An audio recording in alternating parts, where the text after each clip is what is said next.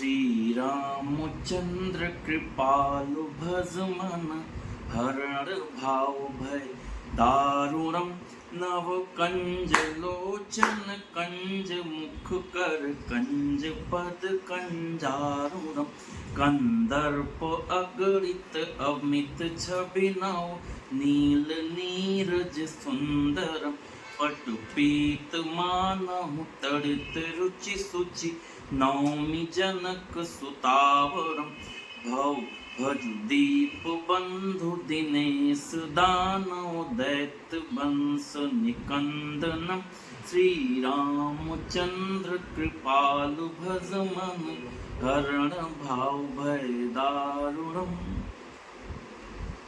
जय सीताराम। और मित्रों, कैसे हैं आप?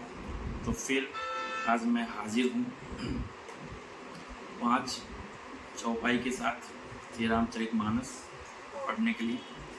और जैसा कि मैंने कहा कि आप भी पढ़िए, गर्व के साथ बोलिए कि हम रोज़ 5 चौपाई श्री रामचरितमानस के पढ़ते हैं। और आपके टच में जो भी लोग आते हैं उनसे पूछिए। जैसे लोगों ने आप बोलते हैं आप क्या करते हो रोज़, आपकी दिनचर्या क्या है, तो ऐसे आप उनसे पूछिए आपकी दिनचर्या क्या है। ठीक है, तो हमारा सनातन धर्म है, इसको आगे बढ़ाइए सभी हिंदू भाइयों। और जो भी अपने दोस्त हैं, मित्र हैं, जैसे आप उनको बताते हैं ना कसरत करिए, मॉर्निंग वॉक करिए, वैसे ये मेंटल, आपकी जो मेंटल हेल्थ है उसको इम्प्रूव करेगा। जो आप ऑफिस में स्ट्रेस में रहते हैं उससे आपको सुकून मिलेगा। तो आपको पहले भी वही मैं बोल रहा था, आज भी बोल रहा हूँ कि कम से कम 5 चौपाई रोज़ पढ़िए। मैं भी फिर कोशिश आज करूँ कम से कम 5 चौपाई पढ़ने की, और 5 चौपाई 5 श्लोक, और कम से कम एक पौधा डेली आप लगाइए। डेली नहीं तो मंथ में एक बार लगाइए ही लगाइए। चलिए हम शुरुआत करते हैं भगवान श्री राम का नाम लेकर। जय श्री राम।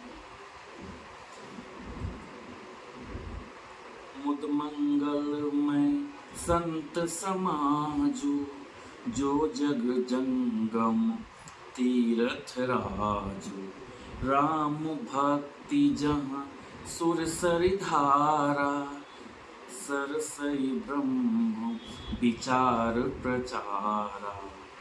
गोस्वामी तुलसीदास जी कहते हैं, संतों का समाज आनंद और कल्याण में है। जो जगत में चलता फिरता तीर्थराज प्रयाग है, जहाँ उस संत समाज रूपी प्रयागराज में राम भक्त रूपी गंगा जी की धारा है, और ब्रह्म विचार का प्रचार सरस्वती जी है। विधि निषेध में कलिमल हरनी करम कथा रवि दन भरनी हरिहर कथा विराजत बेनी सुनत सकल मुद मंगल देनी।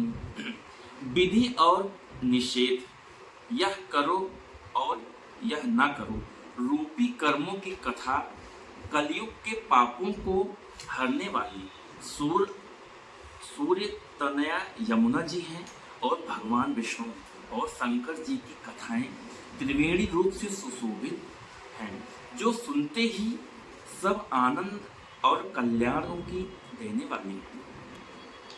पटु विश्वास अचल निज धर्मा तीरथ राज समाज सुकर्मा सब ही सुलभ सब दिन सब देसा सेवत सादर समन कलेसा। उस संत समाज रूपी प्रयागराज में अपने धर्मों में जो अटल विश्वास है वह अक्षय वट है, और शुभ कर्म ही उस तीर्थराज का समाज परिकर है। वह संत समाज रूपी प्रयागराज सब देशों में सब समय सभी को सहज ही में प्राप्त हो सकता है, और आदर पूर्वक सेवन करने से कलेशों को नष्ट करने वाला है। अकथ अलौकिक तीरथ राव देई सद फल प्रगट प्रभाव वह तीर्थराज अलौकिक और अकथनीय है एवं तत्काल फल देने वाला है। उसका फल प्रत्यक्ष है। दोहा।